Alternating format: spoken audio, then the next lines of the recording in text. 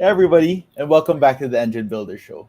On today's episode, our topic will be on how to avoid shiny object syndrome and continually scale your business. But before that, this show is brought to you by Business Marketing Engine.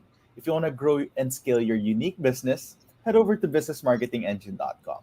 And now let me pass it on to our host for today. Hey Gabe, good morning. Good morning. Thank you, Jethro. And thanks everyone for tuning in whenever you get to watch this. I hope you're having an amazing day. And what I wanted to share today is something pretty simple, but simple is not always easy in my experience. And that is how to avoid shiny object syndrome and actually focus on scaling our businesses. Early on in the entrepreneurial journey, I know for me, there was always a ton to learn. I wanted to understand things more. I wanted to get better at sales and marketing. I wanted to deliver better products and services. There was so much I wanted to do, and also starting my entrepreneurial journey like over 20 years ago. We had technology back then, of course, but in 20 years, technology has just grown and scaled and changed, and there's been so many new things that have happened. And technology is exciting because you wouldn't be watching the show or be here with me today without it, and I wouldn't have a worldwide amazing team that I do without all the amazing tools that we have. But it's also, not only is it an amazing leverage point, amazing tool, and it's something great that we can use, but technology is often part of kind of the shiny object syndrome that we can get as entrepreneurs and leaders and folks that are leading teams. So there's always going to be something competing for your attention.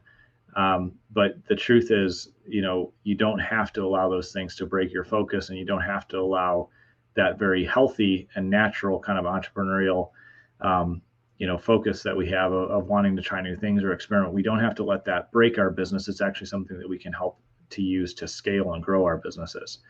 And so the good thing is that as you grow a business, things are going to break. If you're doing everything right, as my friend Alex Charfen says, he says, if everything's going well, then your business will be broken, and that's good news. I'm kind of butchering how he says it, but it means if things aren't growing, something's going to break. You're going to need another team member to join the team. You're going to have to update your technology.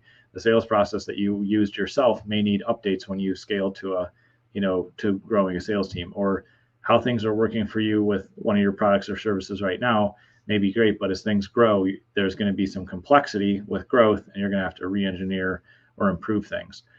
So as you scale, things are going to break, and that's very normal. It's part of the process. But as our job as entrepreneurs and leaders is to keep reviewing what are the things that drive our business and how can we improve those.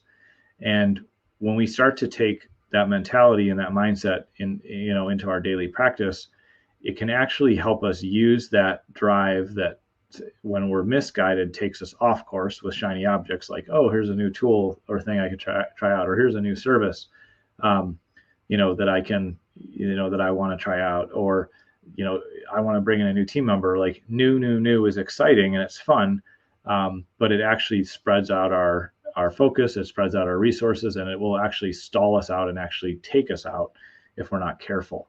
And so what's important in my experience is using that curiosity, that drive, that desire to make new things or be creative. We can use that to just actually reinvest and grow our businesses.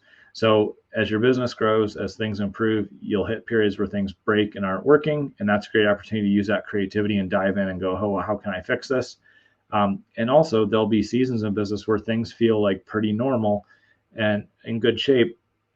And, you may at some level feel a little bit of boredom, and that's okay too, because instead of thinking, oh, this is the time where I need to add something new in, or get involved in a new project, or like hire somebody new, or do this new thing, or try out this new software, and I could do this new training. There's endless opportunities of how to be distracted with that shiny object, right?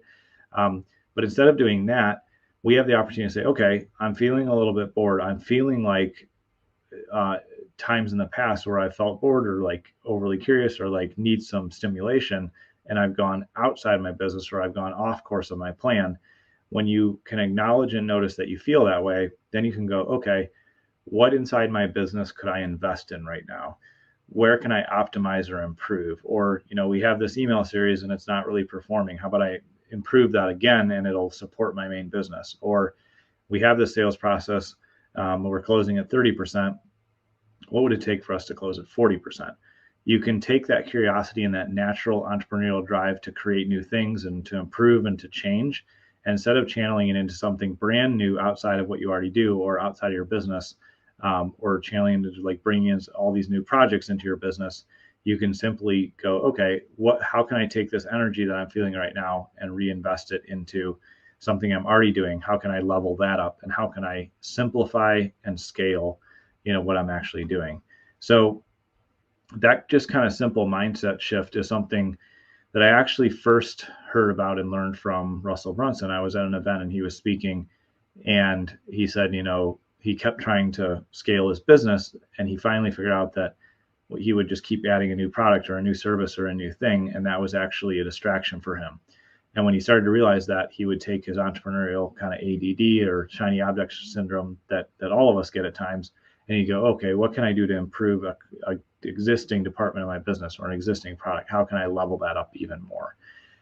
That's been probably the biggest, quote unquote secret to helping myself stay focused, is when I feel that boredom or when I feel like I'm about to get off track, I take a minute and reevaluate inside of my business and say, okay, where can I take this energy and make something better that I'm already doing? Or where can I simplify so that we can get even more results? So that's what I would encourage you to do. I'd love to hear your thoughts on that. So if you have any questions, or if you've ever run into that entrepreneurial kind of ADD or that entrepreneurial shiny object syndrome that some of us can get sometimes, I'd love to hear how you solve that as well. So thanks for taking time to tune in today, and I'll turn it back to you, Jethro. Thank you, Gabe. And thank you, everyone, for tuning in on today's episode of the Engine Builder Show. We appreciate everyone, taking the time out of your day to watch this daily show. If you like our content, then please hit that like, follow, and subscribe. If you want to get notified when we go live, hit the bell as well. We also appreciate if you, share this show to your friends. If you want to grow your business, then head over to businessmarketingengine.com. And we'll see you again next time. Bye, everybody.